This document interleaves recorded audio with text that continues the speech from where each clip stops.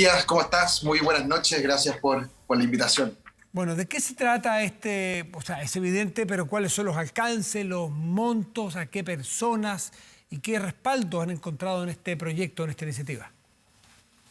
Bueno, Matías, primero entregarte dos datos que yo creo que son fundamentales para luego construir esta propuesta. Primero, que el 20% de las personas con COVID requiere de una hospitalización profunda y también un 5% requiere de una instalación en la UCI y al mismo tiempo ser ventilados mecánicamente. Y eso evidentemente genera una serie de problemáticas en las personas y estamos hablando de un universo de cerca de 80.000 personas. Estas personas tienen secuelas de distintos tipos, que son afectaciones físicas, neurocognitivas y también emocionales, y por lo tanto requieren de una rehabilitación muy profunda, que se necesitan de especialidades muy completas y también de remedios que son muy caros, y hemos calculado, Matías, que una rehabilitación post-COVID en los casos más severos rondaría en el orden de 800.000 pesos a 1.200.000 pesos, que la verdad, que dada la situación que vive el país, la economía y la familia chilena, no hay ningún bolsillo que pueda sostener ese tipo de rehabilitación de calidad y oportuna. Y por lo tanto creemos que estos datos finalmente justifican una presentación de este proyecto, que lo que hace básicamente es crear una canasta básica de prestaciones médicas y de remedios para que las personas puedan acceder de manera gratuita y universal a esta rehabilitación. Ya. O sea, no es necesariamente una inyección o un aporte en dinero para esas personas, sino que acceso a medicina y tratamientos más baratos, provistos por quién. Bueno, primero, aquí hay dos universos. Sabemos que en Chile existen personas que están en el sistema de FONASA, en su gran mayoría, y un porcentaje de cerca del 20% está en ISAPRE.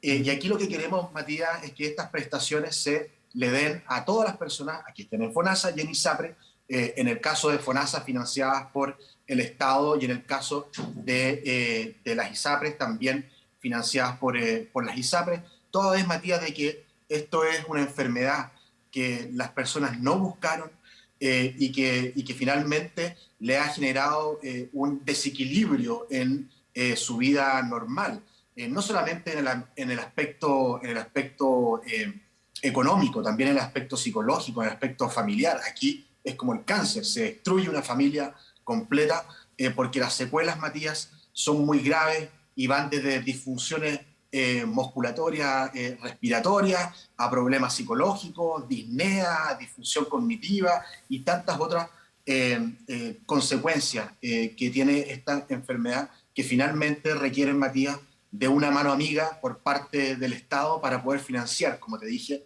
esta rehabilitación, sobre todo cuando la familia chilena se ha visto profundamente afectada por esta crisis, que no solamente es sanitaria, sino que también es social. Y está planteado para cuánto tiempo y qué costo tendría este proyecto en general de asistencia a los enfermos o a los pacientes post-COVID. Mira, Matías, primero estamos hablando, para hacerlo muy humano, estamos hablando de personas que tienen que aprender a volver a hablar, que tienen que aprender a comer, tienen que aprender a volver a caminar, y por lo tanto es un problema muy, muy, muy profundo. Aquí estamos hablando, Matías, de que este proyecto tiene un costo anual de cerca de 185.000 millones de pesos, y estamos planteándolo en una línea de tiempo a 3 años. Luego se evaluará si es que el virus continúa entre nosotros, si es que se requieren más recursos para aquello. Pero una buena noticia, Matías, o dos buenas noticias. La primera es que el presidente Piñera, en su discurso del 1 de junio, ya estableció 2.000 millones de dólares para fortalecer el sistema de salud, y dentro de esos recursos están los recursos para la rehabilitación post-COVID. Y al mismo tiempo, otra buena noticia es que desde la Cámara de Diputados y también el Ministerio de Salud han avanzado mucho con respecto a cómo ejecutar este tipo de prestaciones, esta rehabilitación post-COVID, y por lo tanto lo que nos queda, Matías, es crear esta canasta de prestaciones y de prestaciones de salud para que estas personas se puedan rehabilitar. ¿Requisitos están planteados? ¿El proyecto está en un punto de avance suficiente o estás todavía en la idea de lo que ustedes están planteando? ¿Requisitos para su uso? Si son personas de qué edad, personas que pertenezcan a un determinado segmento de la población o que tengan empleo o no empleo, si es que riñen con algún otro ayuda del Estado, ayudas, por ejemplo, de familias de clase media o de ingreso, en fin. ¿Hay algo de eso visto ya? Sí, Matías, una cosa que hemos aprendido durante esta pandemia es que la crisis es tan brutal, es tan profunda, que finalmente la focalización no sirve de mucho.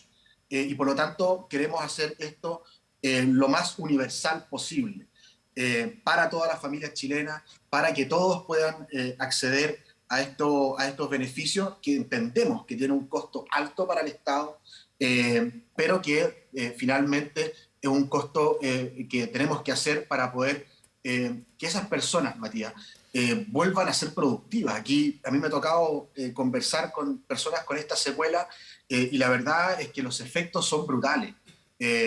No solamente dejan de trabajar, sino que además su familia tiene que dedicarse a cuidar a la persona que está enferma. Por lo tanto, es una catástrofe familiar que nadie quiere tener. Y por lo tanto, Matías, yo creo que aquí lo más importante es que, dado que tenemos un acuerdo con el gobierno de que esto es urgente, dado que las sociedades científicas, 21 sociedades científicas y médicas han trabajado en propuestas para esto, podamos discutirlo esto lo antes posible, y yo el día de mañana le voy a pedir al ministro secretario general de la Presidencia, Juan José Ossa, de que le ponga discusión inmediata a este proyecto de ley y ojalá transversalmente podamos aprobarlo y podamos empezar con este proceso de rehabilitación, que incluso es más, Matías, el ministro París hace un tiempo atrás en una entrevista que hizo también propuso incluso de que esto fuera retroactivo para aquellas personas que ya han tenido estas secuelas y que han tenido que meterse las manos al bolsillo, incluso endeudarse O sea, para poder rehabilitarse. sí, esto requiere del respaldo del gobierno, esto requiere gasto, por lo tanto esto no es una moción parlamentaria, tiene que ser un proyecto respaldado, patrocinado por el gobierno.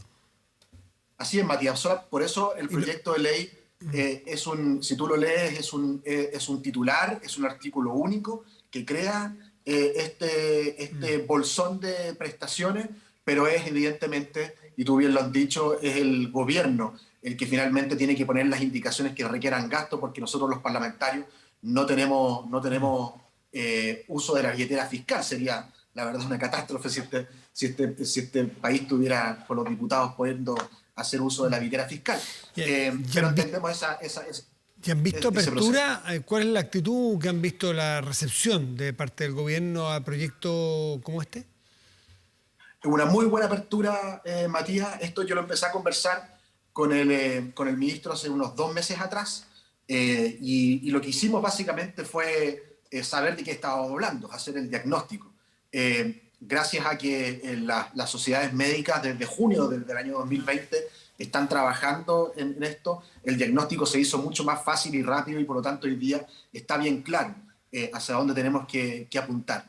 Y yo solo lo que le pido al gobierno ahora es que ojalá le ponga discusión inmediata, que podamos rápidamente despachar este proyecto, porque la verdad, Matías, es que esto es una realidad, y es de esas realidades que están escondidas en nuestra sociedad con respecto al COVID, que no solamente es una enfermedad que te obliga a hacer cuarentena, sino que una enfermedad que a muchos los acompaña por demasiado tiempo. Por supuesto. Sebastián Torrealba, diputado de RN, un proyecto muy interesante de rehabilitación COVID. No solamente rehabilitar es conseguir el trabajo. Hay gente que no ha quedado en condiciones físicas para retomar un trabajo aunque lo tuviera. Entonces, esa parte es un tanto olvidada, y este proyecto intenta cubrir esa parte del problema. El diputado Torrealba, buenas noches y muchas gracias como siempre. Muchas gracias a ti, Matías. Muy buenas noches y gracias por la invitación. Que esté muy bien.